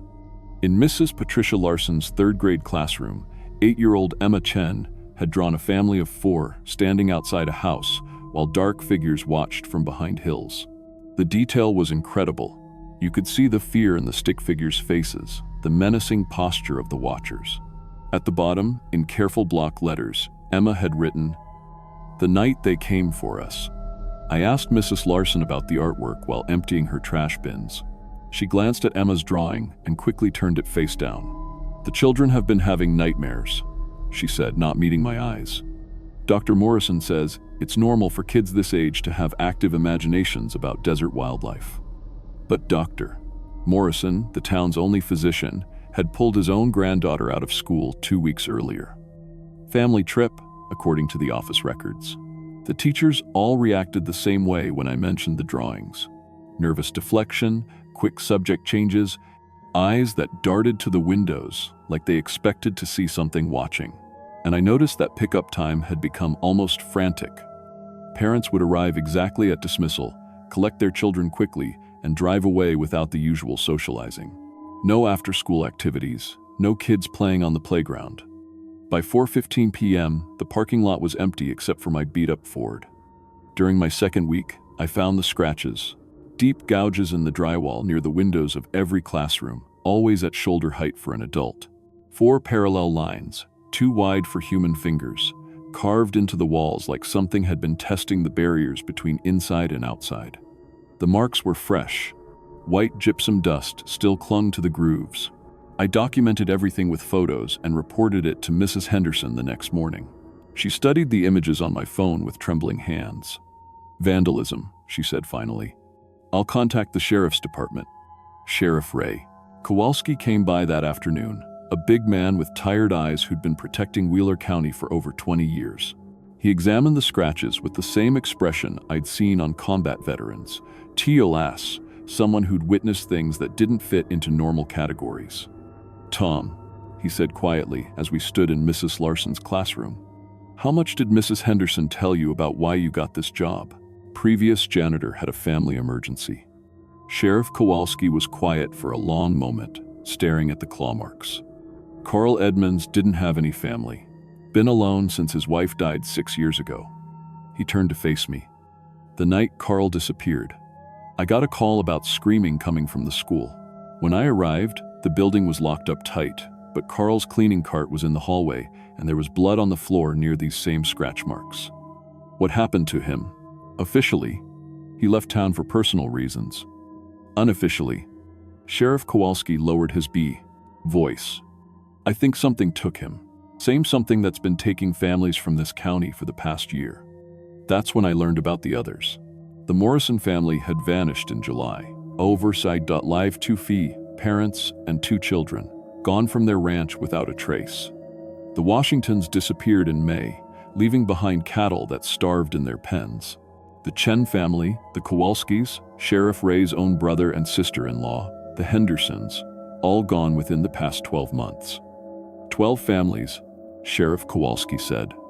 43 people total, including 16 children, all taken during new moon periods when the nights are darkest. Why haven't I heard about this? Where's the state police? FBI? They came, investigated for 2 weeks, found no evidence of foul play. Officially, all these families were located for better opportunities. The federal agents said there was no pattern, no connection, case closed. But Sheriff Kowalski had kept investigating on his own. The families that disappeared all had children enrolled at the elementary school. And every time, weird things started happening in the building about 2 weeks before they vanished. I felt ice forming in my stomach. What kind of weird things? Scratches on the walls, strange smells in the ventilation system, and the children would start drawing those pictures you found. That night, I couldn't sleep. I kept thinking about Emma Chen's drawing, about the families that had vanished, about Carl Edmonds' blood on the classroom floor. Around midnight, I decided to walk over to the school and look around. The building felt different in the darkness. Heavier somehow, like the air itself was pressing down. I used my keys to enter through the main office, my flashlight cutting narrow paths through the familiar hallways. That's when I heard the scratching. Deliberate, rhythmic sounds coming from inside the walls. Not random rodent activity. One teen live, this had pattern and purpose. I followed the noise through the building, and it seemed to be moving ahead of me, leading me toward the supply closet near the library. The ceiling access panel was slightly askew. I grabbed a stepladder and climbed up to investigate, flashlight in one hand, phone recording video with the other. The space above the ceiling was larger than I expected, running throughout the entire building, and it wasn't empty. Webs. Massive, intricate webs made from some kind of transparent material that caught my flashlight beam like fiber optic cables. But these weren't spider webs. They were too geometric, too purposeful. They looked almost technological, like a 3-dimensional computer network suspended in the darkness. Attached to the webs were objects I recognized: Carl Edmonds' janitor keys, a child's pink backpack with Emma written in marker, photographs of the missing families, medical records from Dr. Morrison's office, all arranged in careful patterns around what looked like monitoring equipment that definitely wasn't made by humans. I was documenting everything with my phone when I noticed the shed skin. Translucent husks hanging from the webs like empty cocoons, each one roughly human-sized. Under my flashlight, I could see the details, segmented sections, areas where limbs had been, facial features that looked almost familiar. The material moved slightly in the air currents, creating the illusion that the husks were still alive. That's when I realized what I was looking at. These weren't cocoons. They were molted skins, and some of them had faces I recognized from the missing family photos. I was backing toward the access panel when the smell hit me. Sweet and cloying, like overripe fruit mixed with industrial chemicals. My vision started to blur, and I realized I was breathing some kind of narcotic compound. Fighting against the growing dizziness, I managed to climb down from the ceiling and stumble toward the exit. But the chemical smell was getting stronger, and my coordination was failing. I collapsed in the main hallway, my phone skittering across the linoleum as darkness closed in. When I regained consciousness, I wasn't alone. 6 creatures stood in a circle around me, each about the size of a large dog, but built like insects that had learned to walk upright. Their bodies were segmented and covered in the same translucent material I'd found in the vents, but underneath I could see human features, faces, hands, hair, integrated into their alien anatomy. The closest one leaned down, and I found myself staring into compound eyes that held fragments of human intelligence. When it spoke, the voice was layered, one Hindestri, multiple human voices speaking in harmony, including some I recognized. "Hello, Tom." The creature's voice included tones I remembered from my brief conversations with Carl Edmonds. "We've been waiting for you to find us." The chemical smell was stronger now, but instead of making me unconscious, it seemed to be allowing me to understand their communication, pheromone-based language that my drugged brain could somehow process. "We are the harvest," the creature continued, and now I could hear Dr. Morrison's voice mixed with Carl's. "We have been studying your species for optimal integration." Another creature moved closer, and I saw Emma Chen's face partially visible beneath its translucent skin. When it spoke, Emma's voice was part of the harmony. "The process requires living subjects for biological compatibility testing. Your children provide the most adaptable genetic material." Horror crashed over me as I understood what had happened to the missing families. They hadn't been killed, they'd been transformed, absorbed into these creatures that retained fragments of their human memories and personalities while serving some larger hive intelligence. "The school provides ideal observation opportunities," the Carl thing explained. "We study behavioral patterns, family structures, genetic compatibility through the children's daily activities. When suitable subjects are identified, we collect them for integration." "Why?" I managed to ask through the chemical haze. Our species requires biological diversity to survive environmental adaptation. Your planet's atmosphere and gravity require genetic modification. Human DNA provides necessary flexibility." The Emma creature moved even closer, and I could see more human faces layered beneath its insectoid exterior. All the missing children, their features blended into something that was no longer fully human or alien. "We offer you the same choice we offered Carl," it said in a voice that combined all the lost children. "Join the harvest willingly, or resist and be taken by force. Either way, you will become part of us." I pretended to consider while my mind raced. These things had been operating in Mitchell for over a year, systematically harvesting families, while the authorities either couldn't or wouldn't acknowledge what was happening. The children's drawings hadn't been imagination, they'd been warnings, desperate attempts to communicate what they were seeing. "I need time to think," I said. "Time is limited," the Carl thing replied. "The next collection is scheduled for tomorrow night. The remaining families will be gathered during the new moon phase." Tomorrow night, that meant every family left in Mitchell, maybe 20 adults and 30 children, would disappear unless I could stop it. The creatures allowed me to leave, confident that I couldn't effectively oppose them. They were wrong. I spent the next day preparing. Not for confrontation. I knew I couldn't fight these things directly. Instead, I focused on documentation and communication. I uploaded all my photos and videos to cloud storage accounts, made copies of everything, and prepared detailed reports for every news outlet, law enforcement agency, and paranormal investigator I could find contact information for. Then I called Sheriff Kowalski.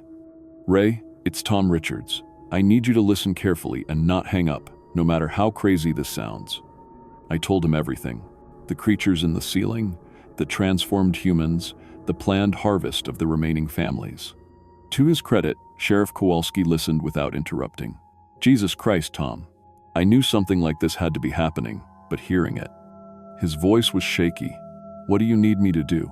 Tonight, at sunset, I need you to evacuate every family left in the county. Tell them there's a gas leak at the school, chemical contamination, anything that will get them to leave immediately. Drive them to Fossil or Madras, anywhere at least 50 miles away. What about you? I'm going to make sure those things can't follow. That evening, I returned to the school with every piece of equipment I could gather.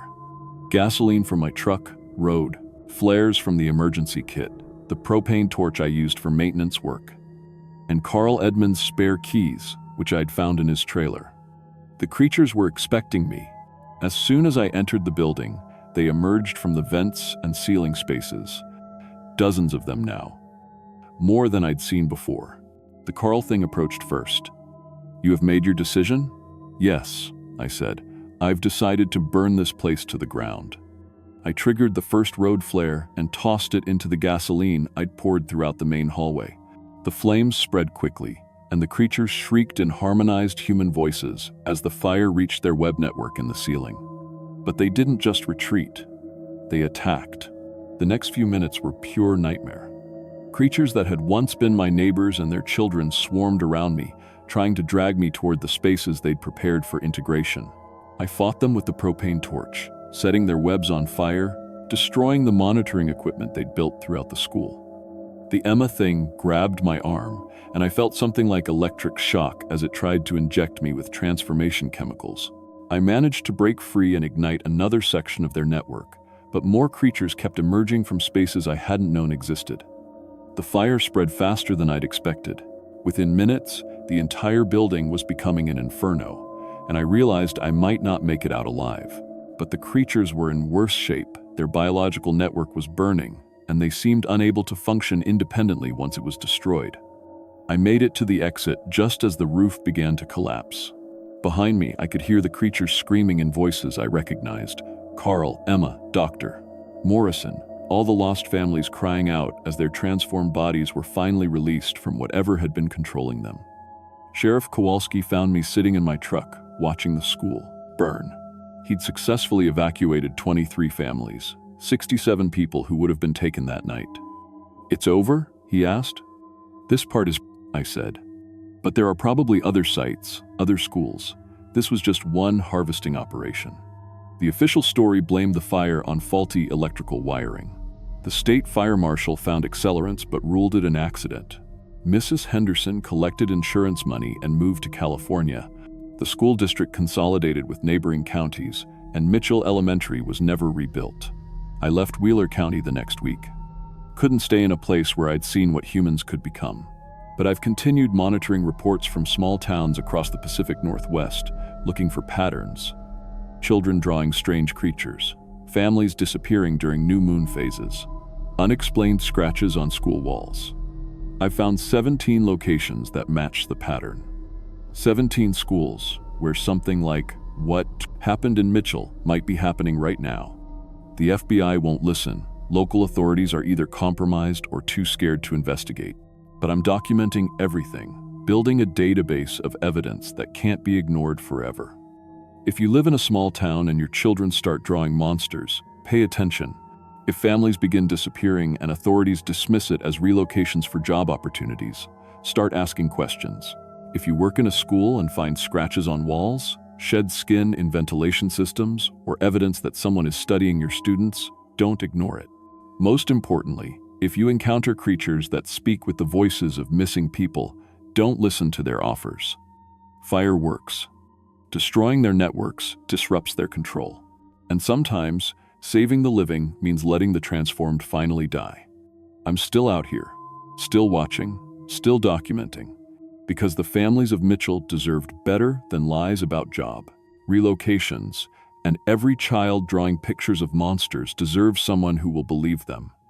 The harvest is real, and it's happening in more places than anyone wants to admit. But it can be stopped. One school, one town, one person willing to light the match at a time.